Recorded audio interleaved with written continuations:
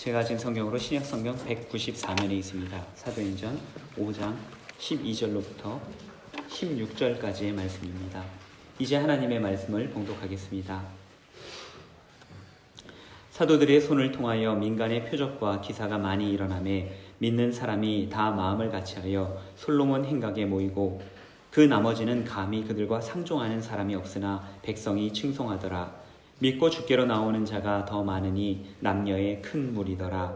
심지어 병든 사람을 메고 거리에 나가 침대와 요 위에 누이고 베드로가 지날 때에 혹 그의 그림자라도 누구에게 덮일까 바라고 예루살렘 부근의 수많은 사람들도 모여 병든 사람과 더러운 귀신에게 괴로움 받은 사람을 데리고 와서 다 나음을 얻으니라. 아멘.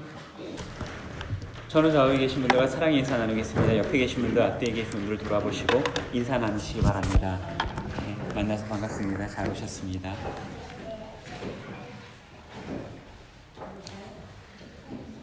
오순절 성령 강림 사건으로 교회가 탄생하였습니다. 사도행전 기자는 사도들에 얽힌 여러 가지 사건들을 우리들에게 들려주면서 초대교회의 모습을 다양하게 보여주었습니다. 이러한 사건들 보도들 사이에 초대교회의 특징적인 부분들을 따로 이렇게 모아서 설명해 주는 부분들이 등장하는데요. 이를 편의상 상황보도라고 이야기를 합니다. 오늘 본문은 초대교회에 대한 세 번째 상황보도의 말씀입니다. 2장 마지막에 첫 번째 상황보도가 있었는데요. 거기에 보면 초대교회에는 4가지 특징적인 활동을 했었다라고 기록을 합니다.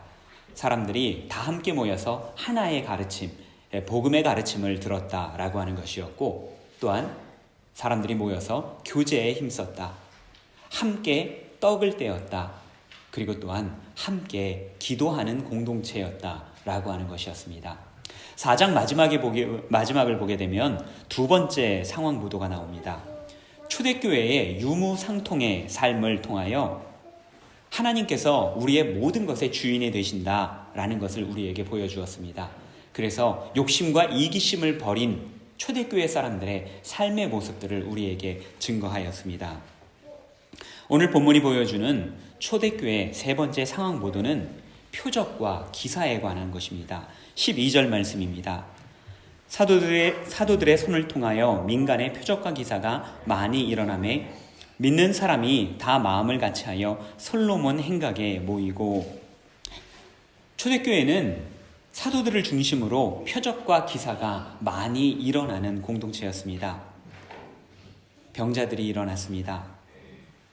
귀신들이 떠나갔습니다. 표적과 기사를 통하여 사도들과 초대교회의 명성은 날로 높아져 갔습니다. 사도들의 능력이 얼마나 위세를 떨쳤는지 오늘 본문을 보게 되면 베드로가 지나가는데 그 그림자가 덮이기만을 바라고 베드로가 지나가는 곳에 앉아있고 누워있고 그랬다라는 그러한 기사까지 등장합니다. 이와 같은 표적과 기사에 어떤 특징이 있을까? 이 상황 보도를 통해서 오늘 우리의 교회에 말씀해 주시는 말씀이 무엇인가 함께 나누어 보려고 합니다. 첫째로, 표적과 기사라고 하는 것은 복음의 증거이자 그리스도인의 삶을 구별된 삶으로서 보여주는 하나의 증거가 되었습니다. 12절에서 민간의 표적과 기사가 일어났다라고 말씀하고 있는데요. 민간에라고 하는 것은 백성들 앞에서 그랬다는 것입니다. 표적과 기사가 일어나는데 교회 안에서 우리들끼리만 있는 데서 그런 일이 벌어진 것이 아니라 우리가 세상에 나가서 활동하는 가운데 그 가운데서 표적이 일어나고 기사가 일어났다라고 하는 것입니다. 표적과 기사라고 하는 말은 수사법으로 따지면 헨다이아디스라고 하는데요. 똑같은 말을 병렬해서 연결해서 말함으로써 강조하는 표현입니다. 기적이나 초자연적인 일들에 대한 이것을 우리에게 강조해서 표현해 주는 것이죠. 특별히 여기서 표적이라는 말이 사용이 되는데 이 표적이라는 말은 요한복음에서 아주 신중하게 구별돼서 사용하는 단어입니다. 무엇을 증명하거나 증거하는 수단이 될 때 그것을 표적이라고 표현을 합니다. 그렇다면 본문이 우리에게 보여주는 표적은 무엇입니까? 그 표적이 증거하는 것은 과연 무엇이었겠습니까? 성령님께서 우리 가운데 임하셨다. 우리가 그리스도인이고 우리는 하나님의 자녀들이다 라고 하는 것을 증거하는 것입니다. 다시 말해서 표적과 기사는 세상과 구별되는 그리스도인의 삶의 형태였다는 것입니다.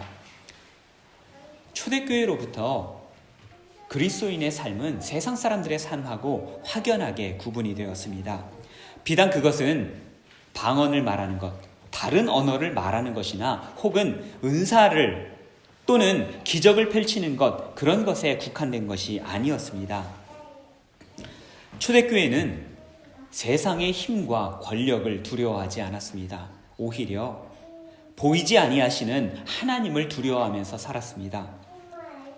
더 가지려고 하는 세상 사람들의 사고방식을 거슬러서 베풀고 나누어 주는 것이 초대교회의 삶이었습니다. 이러한 그들의 삶에 대해서 13절 후반절에 보게 되면 백성이 칭송하더라 라고 백성들의 반응을 표현해 줍니다. 이는 사도행전 2장 47절에도 반복적으로 사용되었던 표현입니다. 세상 사람들은 그리스도인들의 새로운 생활 방식, 그리스도인들의 삶의 방식들을 볼 때마다 놀라워하면서 칭송하고 감탄하였습니다. 우리가 성경을 보게 되면 종종 성경 안에서 혁명적인 사고방식, 또한 그 기존의 모든 사람들의 살아가는 방식과는 전혀 다른 삶의 방식들을 접하곤 합니다. 오늘날 우리는 남녀가 평등하다고 너무나도 당연하게 생각을 하죠. 그러나 가장 일찍이 근대화를 거쳤던 유럽에서조차 이러한 생각은 100년이 채 되지 않은 생각이었습니다. 특히 스위스 같은 경우는 일부 칸톤, 아펜젤 같은 칸톤에서는 여성의 참정권이 보장된 것이 불과 30년밖에 되지 않았다고 합니다. 성경에는 남녀 평등이란 말이 물론 등장하지 않습니다. 하지만 많은 구절들이 남녀를 동등하게 혹은 여성들의 권위와 또한 그들의 역할들에 대해서 강조하는 것을 볼 수가 있습니다. 누가복음 8장에 보게 되면 거기에 여성 제자들의 명단이 등장합니다. 보통은 우리가 12명의 12사도들의 이름을 알고 기억하는 것만 생각을 하는데요.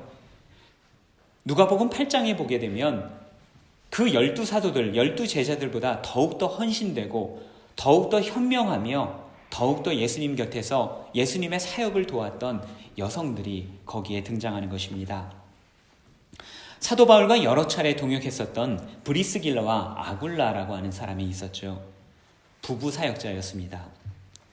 저희 교우님들에게서는 제가 부부 목사다 보니까 부부 사역자, 부부 목사 그리 낯설지 않으실 거라 생각이 됩니다. 그런데요, 한국에만 가면 한국의 대형 교단들 중에서는 여전히 여성 목회자 안수에 대해서 인정하지 않는 교단들이 여럿 있습니다. 여자는 목사가 될 수 없다라는 것이죠. 사역자가 될 수 없다고 합니다. 그러다 보니 부부 목회자가 흔하지 않을 뿐만 아니라 한 교회에서 부부가 사역하는 것을 어색하게 생각하고 혹은 이상하게 생각하는 경우가 종종 있습니다. 그러나 브리스길라와 아굴라를 한번 생각해 보십시오. 벌써 2000년 전이었는데 초대교회에서는 이 두 사람 부부 사역자가 함께 사역하는 것이 너무나도 당연한 일이었습니다. 게다가 이 브리스길라와 아굴라가 등장할 때 보면 대체적으로 브리스길라의 이름이 먼저 등장하는 것을 볼 수가 있습니다. 남편 아굴라보다 아내 브리스길라의 이름이 먼저 등장하는 것은 브리스길라가 교회 안에서 더 많은 지도력을 행사했다는 것을 반증하는 것입니다. 계급제도가 사라진 건 역시 100년이 되지 않은 일입니다. 마틴 루터킹 목사님의 유명한 연설이 있죠. 나에게는 꿈이 있습니다 라고 하는 연설입니다. 1963년이었는데 지금으로부터 불과 55년 전의 일이었습니다. 쭈리 한소망교회 사무실이 있는데요. 그 사무실 바로 옆에 일반 기관 사무실이 하나 있습니다. 그 기관의 이름이 SOS 라시스무스입니다. 인종차별 혹은 일반적인 차별에 대해서 대응하고 대처하는 인권단체입니다. 오늘날에도 이곳 스위스 땅에도 여전히 인종차별이 있고 인권 문제가 많이 대두하고 있다는 것을 보여주는 기관 아니겠습니까? 성경이 기록되던 사회적 배경 역시 노예제도라든가 계급적 차별이 여전히 존재했습니다. 너무나 그런 것들이 당연하던 그러한 시절이었습니다. 그러나 우리가 빌레몬서를 한번 읽어보면 성경이 그 계급제도를 얼마나 급진적으로 허물어 가는지 우리는 찾아볼 수가 있습니다. 빌레몬서는 사도 바울이 골로새의 지역 유지였던 빌레몬에게 보내는 편지였습니다. 거기서 바울은 빌레몬을 배신하고 도망쳤던 노예 오네시모를 빌레몬에게 추천을 합니다. 당시 주인을 배신하고 도망간 노예에게는 죽음밖에는 다른 길이 없었습니다. 그러나 바울은 오네시모가 그리스도 안에서 한 형제가 되었다라고 소개하면서 그를 형제로 받아주라고 빌레몬에게 권고를 합니다. 배신을 했던 노예 오네시모와 배신당했던 주인 빌레몬이 주님 안에서 한 형제가 되었습니다. 이후에 오네시모는 에베소의 감독이라고 하는 높은 자리에 올라서 많은 교회들을 섬겼다라고 우리는 알고 있습니다. 성경은 예수 그리스도의 사랑 안에서 모두가 형제가 되는 평등한 세계를 벌써 2000년 전부터 꿈꾸어왔던 것입니다. 이것이 세상과 구별되는 그리스도인들의 삶이었습니다. 구별된 그들의 삶은 이것이 바로 표적이 되었고 또한 동시에 시대를 뛰어넘는 기적이 되었습니다.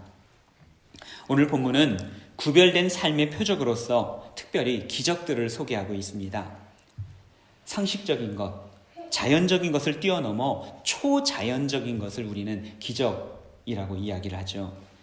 사람들이 상상하는 것, 생각하는 것, 세상의 기대를 뛰어넘는 것이 바로 기적이라는 것입니다. 오래전에 제가 선교단체에서 훈련을 받을 때였는데 그때 양육을 받으면서 어느 단원 끝에 그 단원에 주어진 그런 문장이 하나가 있었습니다.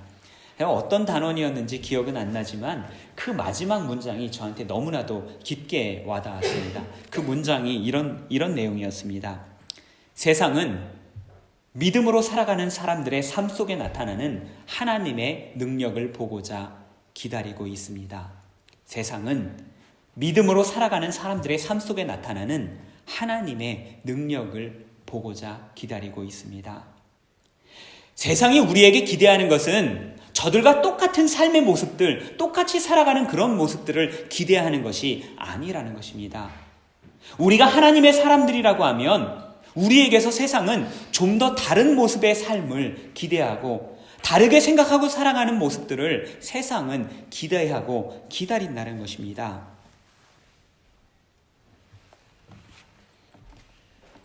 상투적이다라고 하는 말이 있죠. 상투적인 것이 좋은 겁니까? 나쁜 겁니까? 상투적인 것이 나쁜 겁니까? 우리가 상투적이라고 하는 것은요, 사실 우리한테 익숙한 것, 늘 해오던 것들을 보통 상투적이다라고 이야기를 합니다. 지금까지 잘 사용했던 것이고 지금까지 해오던 방식들을 상투적이다라고 말합니다. 그런데 우리가 상투적이다라고 말할 때 거기에는 부정적인 의미가 담겨 있습니다. 상투적인 것은 익숙한 것이고 지금까지 잘 해오던 것이지만 새로운 것이 없기 때문입니다. 뻔한 것, 예측 가능한 것, 이런 것들을 상투적이다라고 표현을 합니다. 세상 사람들과 동일하게 살아가는 삶은 상투적인 삶입니다. 어쩌면 이 자리에 함께하고 있는 우리 모두가 지금까지 그러한 상투적인 삶을 살아왔는지도 모르겠습니다.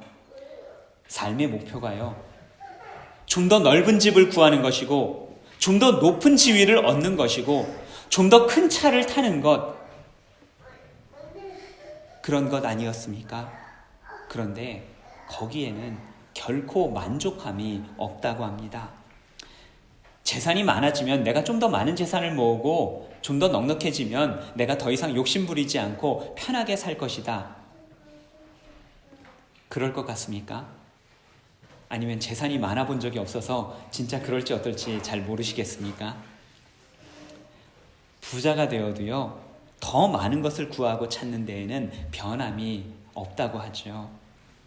부자들이 실물 투기 등의 제로섬 게임에 더 많은 것을 투자하고 누군가가 얻으면 누군가 잃어버리는 건데 부자들이 이런 것에 투자를 해서 더 많은 것을 얻으려고 하지 않습니까? 그 많은 것을 가지고도 탈세를 하는 사람들, 부자들이 더 그렇게 하지 않습니까? 세상 사람들이 사는 이 상투적인 삶에는 결코 만족함이 없기 때문입니다. 그럼에도 여전히 상투적인 삶, 세상 사람들과 동일한 그러한 삶의 모습들을 우리 그리스도인들인 여러분이 추구하시겠습니까? 이제는 뭔가 좀 더 지금까지와는 다른 삶을 살아가고 싶지는 않으십니까? 그렇다면 상식적인 삶을 뛰어넘어야만 합니다. 상투적인 삶의 방식들을 버려야 합니다. 예측 가능한 삶의 형태들을 계속해서 버려야지만이 우리는 새로운 삶을 살아갈 수가 있습니다. 세상의 상상을 뛰어넘는 하나님 나라의 삶의 방식대로 살아갈 수 있는 저희 베른한인교회 교우님들 되시기를 바랍니다. 상투적인 삶을 뛰어넘어 그리스도인의 표적이 나타나는 삶을 살기 위해서는 하나님의 뜻을 알아야만 하죠. 하나님의 뜻을 알기 위해서는 하나님의 말씀을 알아야 합니다. 제가 오래전에 한국에서 섬기던 교회 목사님께서는 거의 매주일 똑같은 설교를 하셨습니다. 어느 주제, 어느 본문이 됐던 거의 설교의 본문은 항상 똑같았습니다. 헌신, 봉사, 충성, 불타는 사명감. 무엇입니까? 모두 다 교회 일 열심히 하라 라고 하는 그런 설교의 말씀이었습니다. 저는 그런 설교를 별로 좋아하지 않습니다. 다행이죠. 교우님들에게 이것 하십시오, 저것 하십시오 부탁을 하거나 많은 일을 부과하지 않습니다. 어쩌면 제가 이제는 좀 해야 되지 않을까 그런 생각을 하기도 합니다. 동의하지를 않으시네요. 제가 교우님들에게 부탁드리는 것은 다른 것이 아닙니다. 단 한 가지. 하나님의 말씀대로 살아가십시다. 하나님의 말씀대로 살아가십시다. 이것 한 가지뿐입니다. 왜 그렇습니까? 거기에 다 들어있기 때문입니다. 헌신도, 봉사도, 충성도, 불타는 사명감도, 하나님의 사랑도, 서로를 용서하는 것도, 겸손할 것도, 오래 참는 것도 하나님의 말씀이 다 가르쳐주기 때문입니다. 이것이 우리들의 삶에 나타날 때 그것이 바로 표적이고 세상과 구별되는 그리스도인들의 삶의 모습인 것입니다. 그때 비로소 세상도 우리 베른한인교회를 칭송하게 될 것입니다. 저들은 뭔가 좀 다르다. 저들에게는 뭔가 새로운 것이 있는 것 같다. 나도 저들과 닮고 싶다. 나도 저들과 함께하고 싶다. 생각하지 않겠습니까? 두 번째로 표적과 기사는 세상을 회복시키려는 하나님의 의지의 표현입니다. 표적과 기사는 초자연적인 것이었는데 그것은 앞서 말씀드린 것처럼 인간의 상식과 본성을 뛰어넘는 것이 되기도 하고 또한 자연적 원리들을 뛰어넘는 것이 되기도 하였습니다. 본문의 15절을 보게 되면 사도들을 통하여 기적이 일어났는데 그 힘이 얼마나 강했던지 사람들은 베드로가 지나가면 그 지나가는 베드로의 그림자가 내 위를 덮고 가면 내가 병이 나을 것 같다 라고 생각하면서 베드로가 늘 지나다니던 기도하러 다니고 또한 말씀 나누러 다니던 그 길가에 사람들이 자리를 펴고 누워 있었다라고 하는 그런 내용입니다. 베드로의 그림자에서 치료하는 그러한 힘이 있었겠습니까? 그럴 리가 없죠. 그림자에 무슨 힘이 있고 능력과 권세가 있었겠습니까?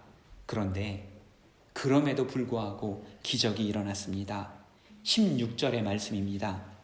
예루살렘 부근의 수많은 사람들도 모여 병든 사람과 더러운 귀신에게 괴로움 받은 사람을 데리고 와서 다 나음을 얻으니라. 아멘. 강력한 하나님의 능력이 나타났습니다. 우리는 종종 뉴스를 들으면서 악과 재앙과 고통의 소식에 낙심하거나 또한 상심을 할 때가 있습니다. 하나님께서 살아계시다면 왜 이렇게 세상이 악한가? 왜 전쟁은 그치지 않고 세상 곳곳에 그리스도인들이 박해를 받고 또한 테러가 일어나고 있는 것인가? 하나님을 믿는데 나는 왜 이렇게 되는 일이 없는가? 날마다 하나님 앞에 기도하고 하나님 말씀대로 살아간다고 하는데 왜 나는 병들었고 이 병은 기도해도 낫지를 않는가? 자연재해로 왜 해마다 많은 사람들이 죽어가는가? 양육강식에 동물의 세계도 너무 잔인하지 않은가? 결론부터 말씀드리자면 이 모두가 하나님의 뜻이 아닙니다. 동물들의 잔인한 세계는 하나님께서 디자인하신 것이 아닙니다. 노아의 방주를 생각해 보시면 이전까지의 모든 동물들은 초식동물들이었다고 성경은 기록합니다. 육식동물이 없었습니다. 노아의 방주 때까지만 하더라도 인간들은 모두가 채식만을 하였습니다. 모든 사람들이 베지타리안이었다는 이야기입니다. 고기를 좋아하시는 분들은 어찌 보면 이 노아의 방주에 감사하셔야 될지도 모르겠습니다. 그러나 노아의 방주 이후에 모든 환경이 바뀝니다. 사람들과 동물들은 육식을 하기 시작하였습니다. 이때부터 동물들 사이에 혹은 인간과 동물 사이에 잡고 잡히는 치열한 생존 경쟁이 벌어졌습니다. 이사야 11장 6절 말씀을 보게 되면 하나님께서 원하시는 세상의 모습이 우리에게 소개가 되는데요. 그 말씀이 다음과 같습니다. 그때의 이리가 어린 양과 함께 살며 표범이 어린 염소와 함께 누우며 송아지와 어린 사자와 살찐 짐승이 함께 있어 어린아이에게 끌리며 사자가 소처럼 풀을 먹을 것이며 젖된 어린아이가 독사굴에 손을 넣을 것이라. 내 거룩한 산 모든 곳에서 해됨도 없고 상함도 없을 것이니. 하나님께서 장차 만드시는 세상은 심지어 동물들조차 함께 어우러지고 즐겁게 살아가는 그러한 세상입니다. 하나님께서는 세상이 악해지는 것도 우리의 일들이 꼬여가는 것이나 혹은 병들어 고생하는 것도 하나님께서는 결코 바라지 않으십니다. 기상이변이나 자연재해로 고생하는 것도 하나님께서 원하시는 것이 아닙니다. 하나님께서 원하시는 것은 세상을 구원하는 것입니다. 세상을 새롭게 하는 것이 하나님께서 원하시는 것입니다. 예수님께서 공생애를 시작하셨을 때 세례 요한이 제자들을 예수님한테 보냅니다. 당시 세례 요한은 감옥에 있었는데요. 오랫동안 감옥에 있으면서 예수님의 사역 이야기를 전해 듣게 되었습니다. 그런데 어찌 보면 이 세례 요한이 기대했던 것과 예수님의 사역은 조금 달랐는지도 모르겠습니다. 세례 요한이 그 마음에 의심과 의구심이 일어나서 제자들을 보냈던 것입니다. 제자들을 보내서 예수님께 질문을 하는데 그 질문의 내용이 과연 당신이 오실 메시아가 맞습니까? 아니면 우리가 또 다른 사람을 기다려야만 합니까? 라고 하는 심각한 질문이었습니다. 이 질문에 대하여 예수님께서는 누가복음 7장 22절 말씀으로 대답을 해주십니다. 그 말씀이 다음과 같습니다. 예수께서 대답하여 이르시되 너희가 가서 보고 들은 것을 요한에게 알리되 맹인이 보며 못 걷는 사람이 걸으며 나병 환자가 깨끗함을 받으며 귀먹은 사람이 들으며 죽은 자가 살아나며 가난한 자에게 복음이 전파된다 하라. 예수님께서는 당신으로 말미암은 기적들을 메시아 되신 증거, 그분이 우리의 구원자가 되시는 증거다라고 말씀해 주셨습니다. 병든 사람이 나음을 얻고 가난한 사람들이 위로를 받는 것이 바로 하나님의 나라라는 것입니다. 예수님께서는 이러한 회복과 구원을 위해서 이 땅에 오셨다라고 말씀하셨습니다. 오늘 본문에서 병든 자들이 회복되고 귀신 들렸던 자들이 나음을 입었습니다. 표적과 기사는 세상과 우리를 회복시키시는 하나님의 의지의 표현입니다. 하나님께서는 오늘도 저와 여러분들의 삶에 기적을 일으키기를 원하십니다. 병든 사람들이 일어나고 귀신 들림이나 신경증으로 고생하던 사람들이 노임을 받기를 원하십니다. 20세기 후반을 대표하는 신학자 위르겐 몰트만 교수가 표적과 기사에 대해서 이렇게 설명을 합니다. 장차 다가올 부활의 전조. 우리 모든 사람들은 예수께서 부활하신 것 같이 그분이 첫 열매가 되셨으니까 우리 모두는 부활의 열매를 맺을 것이다. 그런데 병고침과 나음은 장차 우리가 맞이할 그 부활을 미리 경험하는 선취의 사건이다 라고 설명하는 것입니다. 오늘은 산상변모주일입니다. 예수님께서 변화산에서 신성을 나타내신 것을 기념하는 절기가 산상변모주일입니다. 우리가 지난주까지는 주연절 이후 몇째 주일이라고 해서 저희들이 성서력을, 교회력을 그렇게 잡았는데요.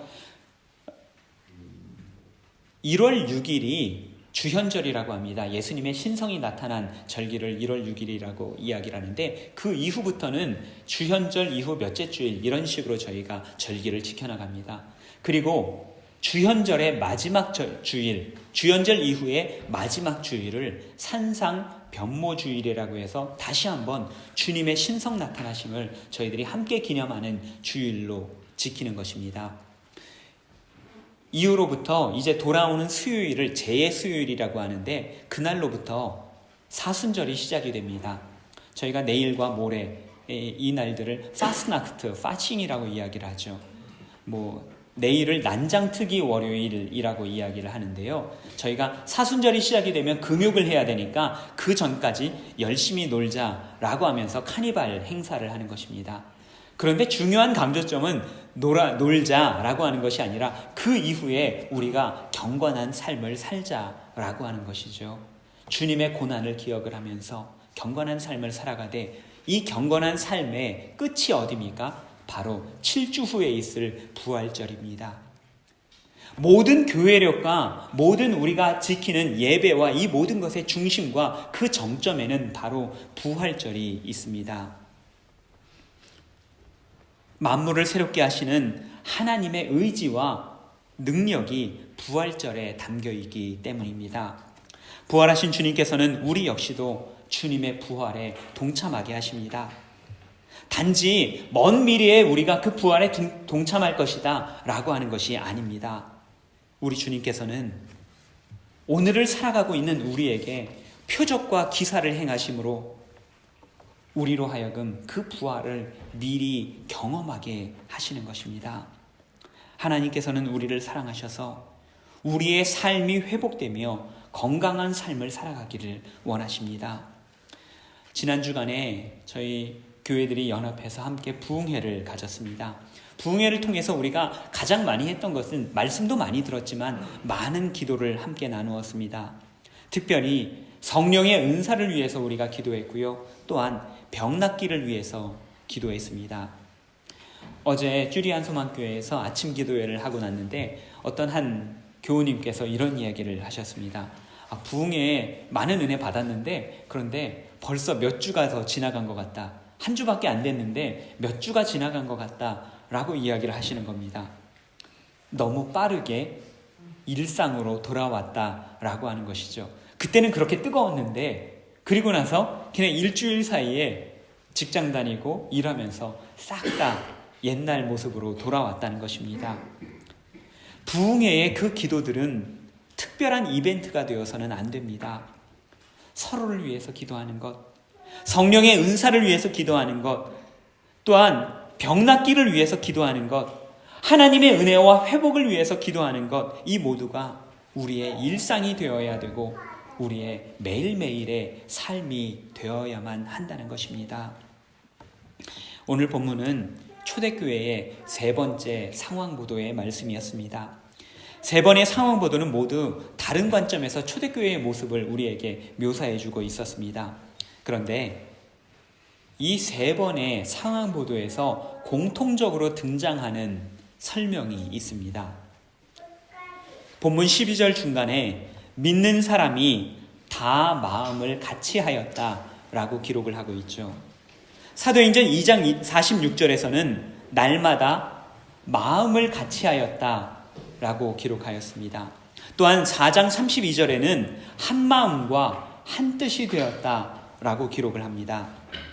초대교회의 다양한 모습들을 아우르는 가장 중요한 현상은 이 모든 것을 통하여 그들이 하나가 되었다는 것입니다.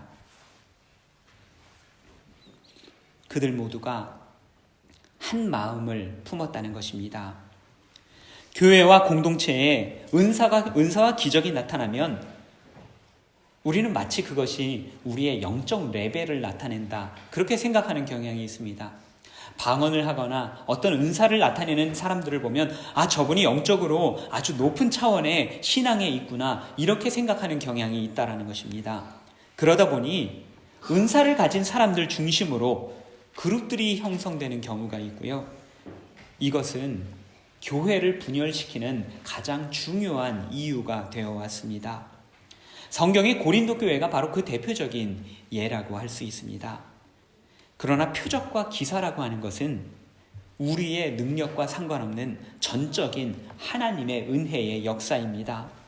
그래서 진정한 은사, 진정한 능력은 자신들을 드러내는 것이 아니라 하나님 안에서 모두를 하나 되게 만드는 것입니다. 다시 말해서 우리가 은사나 표적이나 기적이나 이적, 능력들을 행할 때 이것을 통해서 공동체가 하나 되게 하지 못한다면 이것은 참된 은사나 능력이, 진실한 순수한 은사나 능력이 아니라는 것입니다. 진정한 표적과 기사는 우리로 겸손하게 합니다. 우리가 드러나는 것이 아니라 예수 그리스도의 십자가가 드러나고 예수 그리스도의 부활이 드러나는 것, 오직 하나님만을 자랑하게 하는 것이기 때문입니다. 지난주 부흥회에서 하마르티아, 죄의 속성에 대해서 우리가 이야기하면서 하나님께 초점을 맞추어야 된다라고 이야기를 하였습니다. 위에서 아래로, 아래에서 위로 하나님과 초점을 맞추어야 합니다. 더 나아가 좌우로 공동체 안에서 서로 안에 마음을 하나 되게 하기 위해서 초점을 맞추어야만 합니다. 이것은 한 번 맞추고 끝나는 것이 아니라 지속적이고 끊임없는 노력과 투자로서 이루어질 수 있는 것입니다. 그것이 바로 초대교회의 모습이었고 표적과 기사가 일상이 되는 공동체의 모습이었습니다. 복음은 기적을 일으킵니다. 사도들과 초대교회는 세상과 구별된 삶을 통해서 세상으로부터 칭송을 받았습니다. 또한 세상이 상상할 수 없었던 표적과 기사로 위로를 받았습니다. 하나님께서는 우리로 더욱더 그리스도인다운 삶을 살기를 원하십니다. 또한 세상 역시도 우리에게서 좀 더 다른 삶, 그리스도인이라고 하는 새로운 삶의 모습들을 우리가 보여주기를 세상은 기대하고 있습니다. 그러나 우리의 노력만으로는 그런 것들이 이루어질 수가 없겠죠. 그래서 하나님께서 우리에게 보여주시고 나타내시는 것이 표적과 기사라고 하는 것입니다. 그것으로 우리에게 힘을 주시며 우리를 위로해 주시는 것입니다. 오늘 표적과 기사가 일어났던 초대교회를 본받아서 세상의 상식을 뛰어넘고 세상의 상상을 뛰어넘는 우리의 삶, 사랑의 공동체가 되기를 원합니다. 아울러 부활의 전조로서 회복과 치유의 기적이 날마다 체험되는 저희 베르나닌 교회 모든 교우님들 되시기를 간절히 바랍니다. 서로를 위해서 기도하고 특별히 병낫기를 위해서 기도하고 서로의 건강과 서로의 삶에 하나님께서 온전히 주장해 주시기를 늘 깨어서 기도하는, 그래서 이 안에서 날마다 하나가 되고 하나님께서 기뻐하시며 세상이 칭송하는 저희 베르나닌 교회 되기를 간절히 바랍니다. 기도하겠습니다. 부활이 되시고 생명이 되시는 주님, 표적과 기사로 부활의 생명 증거해 주시니 감사드립니다. 세상이 알 수 없는 주님의 사랑과 평안을 받은 저희들, 세상과 구별된 아름다운 삶 살기를 다짐해 봅니다. 세상과 구별되는 아름다운 공동체 만들어가기로 다짐해 봅니다. 저희들의 삶을 통하여 주님께서 칭송받으시기를 소원하오니 저희로 늘 성령 충만하여서 주님만 바라보고 주님께만 영광 돌리는 저희의 삶이 되게 하여 주시옵소서. 이때 하늘로부터 오는 위로와 사랑, 하나님의 능력을 힘입어 날마다 새로워지는 저희 교회가 되게 하여 주시옵고, 그 가운데 함께할수록 더욱더 기쁨이 넘치는 저희 베른하님 교회 되게 하여 주시옵소서. 예수님 이름으로 간절히 기도드립니다. 아멘.